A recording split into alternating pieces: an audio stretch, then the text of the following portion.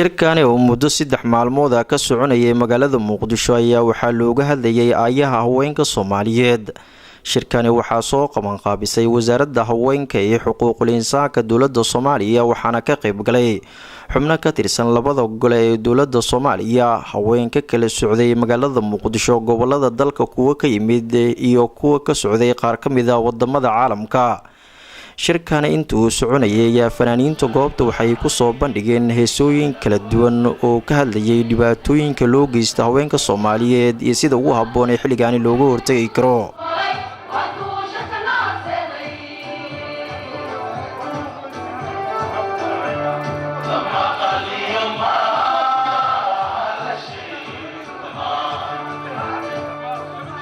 shirkani waxaa ka hadlay gudoomiyaha guddiga madaxa bannaan ee doorashooyinka qaranka Xaliime Ismaaciil Xaliimiyare. waxay sheegteen shirkani inuu yahay mid taariikh ku ah haweenka Soomaaliyeed isla markaana ay ka soo baxeen qodobo wax ku ool ah sida ay tilmaamtay. aadaan u faraxsanahay sababtuna waa markii ugu horeysay waana la isu diiday kelimadaas. waa markii ugu horeysay oo haween Soomaaliyeed oo intaanu la eg ay isu yimaadaan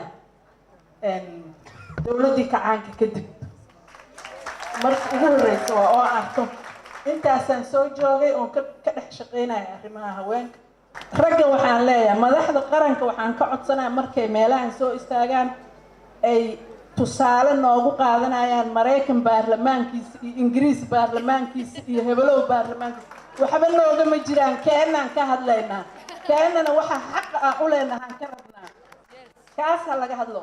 Mareykan iyo kuwa ka badanaa jir kuwa tirada badan ee uga buuxaan ma la soo qaada marka kuwa ku yiriin teeda kale Mareykan hay'adaha ayaa hogaaminaya wasaaradaha ayaa wada maamulka ayaa wada gabdhaha wada runtii hadii la isu wasiirka haweenka iyo xuquuqul insaanka ee dowladda Soomaaliya Deeqa Yaasiin oo ka hadashay shirkani ayaa sharaxaad ka bixisay inta maalmood shirkani uu soconayay iyo waxyaabihii looga hadlay.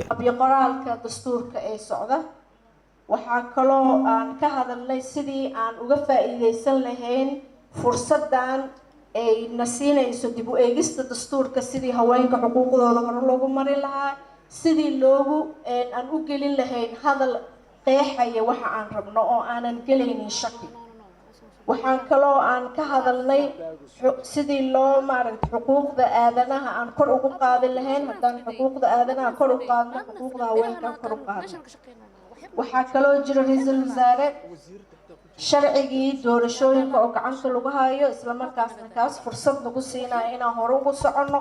ugu dambeyntii shirkani waxaa soo afmeeray ra'iisul wasaaraha Soomaaliya Mudane Xasan Cali Kheyre. waxa uu maalin taariikhi ah uu ku tilmaamay shir looga hadlayay sidii haweenka Soomaaliyeed kaalin weyn ay u qayb qaadan lahaayeen horumarka dalka Soomaaliya. wuxuuna tilmaamay in muhiim ay tahay in lala xisaabtamo mas'uuliyiinta dowladda Soomaaliya isagoona carabka ku dhuftay in marka hore loo baahan yahay inay midoobaan haweenka Soomaaliyeed inay iyaguna naga aqbalaan in shaqadoodii wali ay qabyo tahay si marka loo dhameystiro shaqadaas qabyada ah. waxaan soo jeedi lahaa qodobka isaga ah oo ay wasiiradu ku bilowday in